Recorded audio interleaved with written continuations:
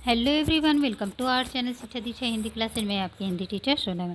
तो आज हम सब बिहार स्टेट पेपर 2 का सिलेबस में लगा हुआ जो निबंध है नाखून क्यों बढ़ते हैं हजारी प्रसाद द्विवेदी जी द्वारा रचित है, उस निबंध को पढ़ेंगे।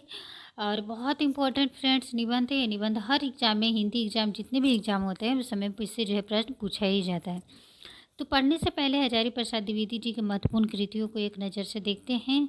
इससे भी एग्जाम में जो है प्रश्न आ जाते हैं। तो देखिए, हजारी प्रसाद द्विवेदी जी द्वारा रचित ये निबंध है नाखून क्यों बढ़ते हैं।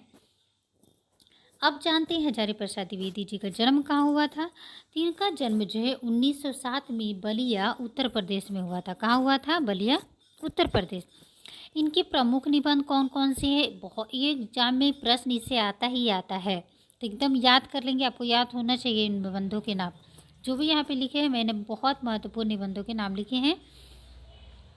तो पहला जो है आपका अशोक का फूल है, जिससे प्रश्न पूछा ही जाता है। कल्पलता, विचार और वितर्क, कूटज और आलोक पर्व, ये जो है महत्वपूर्ण निबंध है जिससे एग्जाम में प्रश्न आपको हमेशा आते ही आते हैं। महत्वपूर्ण उपन्यास के नाम दिए गए हैं। बाण भट्ट की आत्मकथा, चारू चंद्रलेख, पुनर्नवा और नामदास का पोथा। तो ये जो है हजारी प्रसाद द्विवेदी जी द्वारा रचित महत्वपूर्ण क्या है? उपन्यास है। अब आगे हम लोग चलते हैं कि इस निबंध में क्या दिखाया गया है। तो इस ललित निबंध में लेखक ने बार बार नाखून को काटे जाने पर बढ़ जाने वाले नाखूनों के बहाने अत्यंत सहज शैली में इन्होंने जो है सभ्यता और संस्कृति की विकास की गाथा को क्या किया? उद्घाटित किया है। इस निबंध में नाखून का बढ़ना मनुष्य की आदिम पाश्विक प्रवृत्ति और संघर्ष चेतना का प्रमाण है। तो दूसरी ओर उन्हें बार बार काटते रहना और अलंकृत करते रहना मनुष्य के सौंदर्य बोध और सांस्कृतिक चेतना को भी निरूपित करता है। तो ये नाखून क्यों बढ़ते हैं निबंध में यह हजारी प्रसाद द्विवेदी जी ने दिखाया है। अब जो है हम सब एक नज़र इनके निबंध को भी देख लेंगे। आप निबंध एक बार देख लेंगे फ्रेंड्स, तो क्या होगा कि एग्जाम में कैसे भी प्रश्न आए तो आप सॉल्व कर देंगे। तो इसलिए नाखून के बढ़ते निबंध को जो है हम एक बार एक नज़र देख लेते हैं। जो जो इम्पोर्टेंट रहेगा हम उसे पढ़ते जाएंगे फ्रेंड्स। देखिए, नाखून क्यों बढ़ते हैं निबंध किसके द्वारा रचित है? ये है हजारी प्रसाद द्विवेदी जी। अब हम पढ़ना स्टार्ट करते हैं। बच्चे कभी कभी चक्कर में डाल देने वाले प्रश्न कर बैठते हैं। अल्पज्ञ पिता बड़ा दयनीय जीव है। ये प्रश्न पूछा गया है, ऐसा पूछा, ये प्लान था और पूछा गया है एग्जाम में कि यह पंक्ति जो है किसके द्वारा रचित है, या पूछा जा सकता है यह पंक्ति जो है किस निबंध से लिया गया है। अल्पज्ञ पिता बड़ा दयनीय जीव होता है, तो याद रखेंगे किस निबंध से लिया गया है। यही नाखून क्यों बढ़ते हैं। मेरी छोटी लड़की ने जब उस दिन पूछ दिया कि आदमी के नाखून क्यों बढ़ते हैं, तो मैं कुछ सोच ही नहीं सका। हर तीसरे दिन नाखून बढ़ जाते हैं। बच्चे कुछ दिन अगर उन्हें बढ़ने दे तो माँ बाप उन्हें अक्सर डांटा करते हैं, पर कोई नहीं जानता ये अभागे नाखून इस प्रकार बढ़ा करते हैं। क्यों बढ़ा करते हैं इस प्रकार? काट दीजिए, वे चुपचाप दंड स्वीकार कर लेंगे, पर निर्लज अपराधी की भांति फिर छूटते ही सेंध पर हाजिर हो जाएंगे। आखिर ये इतने बेहया क्यों है? आखिर क्यों नाखून बढ़ जाते हैं? हम बार बार काटते हैं, बार बार नाखून बढ़ जाते हैं। कुछ लाख वर्ष की बात है, ये बता रहे हैं लेखक कि कुछ लाख ही वर्षों की बात है, जब मनुष्य क्या था? जंगली था, वनमानुष जैसा था। उसे नाखूनों की ज़रूरत थी। उसके जीवन रक्षा के लिए नाखून बहुत ज़रूरी थे। असल में वही उसके अस्त्र से दांत भी थे, पर नाखून के बाद ही उनका स्थान था। नाखून के बाद किसका स्थान था? दांत का। उन दिनों उसे जूझना पड़ता था, प्रतिद्वंदियों को पछाड़ना पड़ता था। नाखून उसके लिए आवश्यक अंग था। फिर धीरे धीरे वह अपने अंग से बाहर की वस्तुओं का सहारा लेने लगा। पत्थर के ढेले और पेड़ की डालें काम में लाने लगा। रामचंद्र जी की वानरी सीना के पास ऐसे ही अस्त्र थे। उन्होंने उसने हड्डियों के भी हथियार बनाए। इन हड्डी के हथियारों में सबसे मजबूत और सबसे ऐतिहासिक था देवताओं के राजा का वज्र, जो दधीची मुनि की हड्डियों से क्या था? बना था। जो वज्र था वो कैसे बना था? दधीची मुनि के हड्डियों से बना हुआ था। तो मनुष्य और आगे बढ़ा। मनुष्य इसी प्रकार जो है धीरे धीरे क्या करने लगा, आगे बढ़ा। उसने धातु के हथियार बनाने स्टार्ट कर दिए। जिनके पास लोहे के अस्त्र शस्त्र थे वे विजयी हुए। देवताओं के राजा तक को मनुष्य के राजा से इसलिए सहायता लेनी पड़ती थी कि मनुष्य के राजा के पास लोहे के अस्त्र थे। असुरों के पास अनेक विद्याएं थीं पर लोहे के अस्त्र नहीं थे, तो घोड़े भी नहीं थे। आर्यों के पास ये दोनों चीज़ें थी। आर्य इसलिए विजय हुए। फिर इतिहास अपनी गति से इसी तरह से बढ़ता गया। नाग हारे, सुपर्ण हारे, यक्ष हारे, गंधर्व हारे, असुर हारे, राक्षस हारे। लोहे के अस्त्रों ने बाजी मार ली। इतिहास आगे बढ़ा। पलित वाली बंदूकों ने, कारतूस ने, तोपों ने, बमों ने, बम वर्षक वायुयानों ने इस इतिहास को किस कीचड़ भरे घाट तक घसीटा है, यह सबको मालूम है। नखधर मनुष्य अब एटम बम पर भी भरोसा करके आगे की ओर चल पड़ा, पर उसके नाखून अब भी क्या कर रहे हैं, बढ़ रहे हैं। अब भी प्रकृति मनुष्य को उसके भीतर वाले अस्त्र से वंचित नहीं कर रही। अब भी वह याद दिला देती है कि तुम्हारे नाखून को भुलाया नहीं जा सकता। तुम वही लाख वर्ष पहले के नख दंतावलंबी जीव हो, पशु के साथ एक ही सतह पर विचरने वाले और चरने वाले। तथा किम, मैं हैरान होकर सोचता हूँ, मनुष्य आज अपने बच्चों को नाखून न काटने के लिए डांटता है। किसी दिन कुछ थोड़े लाख वर्ष पूर्व वह अपने बच्चों को नाखून नष्ट करने पर डांटता रहा होगा, लेकिन प्रकृति है कि वह अभी जो है नाखून को जिलाए जा रही है। और मनुष्य है कि ततः किम, मैं हैरान होकर सोचता हूँ, मनुष्य आज अपने बच्चों को नाखून न काटने के लिए डांटता है। किसी दिन कुछ थोड़े लाख वर्षों पूर्व वह अपने बच्चों को नाखून नष्ट कर देने डांटता होगा, लेकिन प्रवृत्ति है कि वह अब भी नाखून को जिलाए जा रही है। और मनुष्य है कि वह अभी उसे क्या कर रहा है, काटे जा रहा है, नाखून काटे जा रहे हैं। रोज बढ़ते हैं, रोज काट लेते हैं। वे रोज बढ़ते हैं क्योंकि वे अंधे हैं, नहीं जानते हैं मनुष्य को इससे कोटि कोटि गुना शक्तिशाली क्या अस्त्र शस्त्र मिल चुका है। मुझे ऐसा लगता है कि मनुष्य को अब नाखून नहीं चाहता। मनुष्य अब नाखून को नहीं चाहता। उसके भीतर बर्बर युग का कोई अवशेष रह जाए, यह उसे असह्य है। लेकिन यह कैसे कहूँ, नाखून काटने से क्या होता है? मनुष्य की बर्बरता घटी कहाँ, वह तो बढ़ती जा रही है। मनुष्य के इतिहास में हिरोशिमा का हत्याकांड बार बार थोड़े ही हुआ है, यह तो उसी का नवीनतम रूप है। मैं मनुष्य के नाखून की ओर देखता हूँ, कभी कभी निराश हो जाता हूँ। यह उसकी भयंकर पाशविक वृत्ति के जीवन का क्या है, प्रतीक है। मनुष्य की पशुता को जितनी बार भी काट दो वह मरना नहीं जानती। ऐसी भी है पाशविक प्रवृत्ति कि वह जो है क्या है, मनुष्य का नाखून का बढ़ना क्या है, एक पाशविक प्रवृत्ति है जो हम उसको कितनी बार भी क्यों ना काट दे, वह बढ़ती ही जाएगी, वह बढ़ती ही जाएगी। कुछ हजार वर्ष पर बता रहे हैं, कुछ हजार साल पहले मनुष्य ने नाखून को जो है सुकुमार विनोदों के लिए उपयोग में लाना शुरू किया था। वात्स्यायन के काम सूत्रों से पता चलता है कि आज से 2000 वर्ष पहले का भारतवासी जो था वो नाखूनों को जम के संवारता था। उनकी काटने की कला काफ़ी मनोरंजक बताई गई है। त्रिकोण, वर्तुलाकार, उन्हें तरह तरह से क्या करते थे, नाखूनों को सजाते थे, उन्हें आलता से रगड़ कर लाल और चिकना बनाते थे। गौड़ देश के लोग उन दिनों बड़े बड़े नखों को जो है पसंद करते थे। दक्षिणात लोग छोटे नखों को अपनी अपनी रुचि के अनुसार जो है वे क्या करते थे, उन्हें से सजाते थे। तो यह बात चाहूँ भी तो भूल नहीं सकता। मानव शरीर का अध्ययन करने वाले प्राणी विज्ञानों का निश्चित मत है कि मानव चित्त की भांति मानव शरीर में भी बहुत सी अभ्यास जन सहज वृत्तियाँ रह गई है। दीर्घ काल तक उनकी आवश्यकता रही है। अतः शरीर ने अपने भीतर एक ऐसे गुण पैदा कर लिया है कि वृत्तियाँ अनायास ही और शरीर के अनजाने में भी अपने आप काम करती है। नाखून का बढ़ना भी उसमें से ही एक प्रवृत्ति है। जैसे केस, नाखून का बढ़ना हो गया, ये पहला प्रवृत्ति हो गया, पहला वृत्ति हो गया। दूसरा है केस का बढ़ना, ये दूसरी वृत्ति है। दांत का दोबारा उठना तीसरा है। पलकों का गिरना चौथा है। और असल में सहजात वृत्तियाँ अनजान की स्मृतियाँ को ही कहते हैं। हमारी भाषा में इसके उदाहरण मिलते हैं। अगर आदमी अपने शरीर की, मन की और वाक्य की अनायास घटने वाली वृत्तियों के बीच में विचार करे तो उसे अपनी वास्तविक प्रवृत्ति पहचानने में बहुत सहायता मिले। पर कौन सोचता है, कौन सोचना तो क्या, उससे यह भी नहीं पता चलता है कि उसके भीतर नख बढ़ा लेने की जो सहजात वृत्ति है वो उसके पशुत्व का क्या है, प्रमाण है। उन्हें काटने की जो प्रवृत्ति है वह उसके मनुष्यता की निशानी है।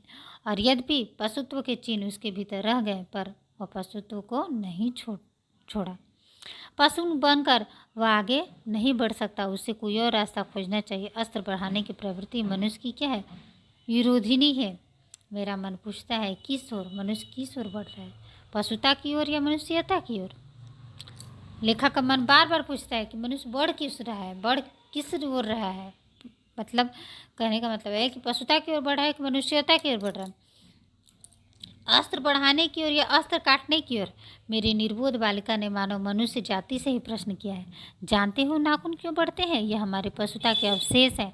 मैं भी पूछता हूँ, जानते हो अस्त्र शस्त्र क्यों बढ़ रहे हैं?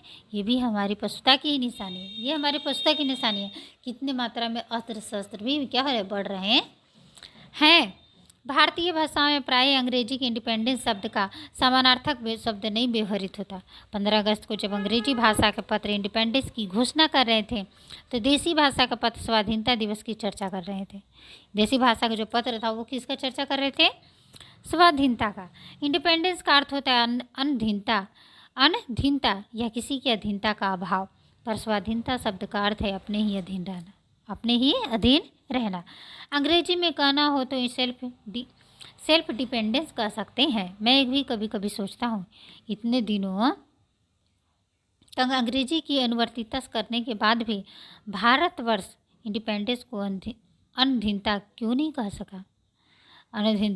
कह सका? उसने अपनी आज़ादी के जितने भी नामकरण किए, स्वतंत्रता, स्वराज, स्वाधीनता, उन सब में सबका बंधन अवश्य रखा है। यह क्या संयोग की बात है? यह हमारी समूची परंपरा ही अनजान में हमारी भाषा के द्वारा प्रकट होती रही है। मुझे प्राणी विज्ञानी की बात फिर याद आती है। सहजात वृत्ति अनजानी स्मृतियों का ही नाम है। स्वराज होने के बाद स्वभावतः ही हमारे नेता और विचारशील नागरिक सोचने लगे कि इस देश को सच्चे अर्थ में सुखी कैसे बनाया जाए। हमारे देश के लोग पहली बार यह सोचने लगे हों, ऐसी बात नहीं है। हमारा इतिहास क्या है? बहुत पुराना है। हमारे शास्त्रों में इस बात को नाना भाव और नाना पहलुओं से क्या किया गया, विचारा गया है। हम कोई नौसिखिए नहीं हैं जो रातों रात अनजान जंगल में पहुंचाकर आरक्षित छोड़ दिए गए हों। हमारी परंपरा महिमामयी, उत्तराधिकार विपुल और संस्कार उज्ज्वल है। हमारे अनजान में भी ये बातें हमें एक खास दिशा में सोचने की प्रेरणा देती हैं। यह जरूर है कि परिस्थितियाँ बदल गई हैं, उपकरण नए हो गए हैं और उलझनों की मात्रा बहुत बढ़ गई है, पर मूल समस्याएं बहुत अधिक अभी नहीं बदली हैं।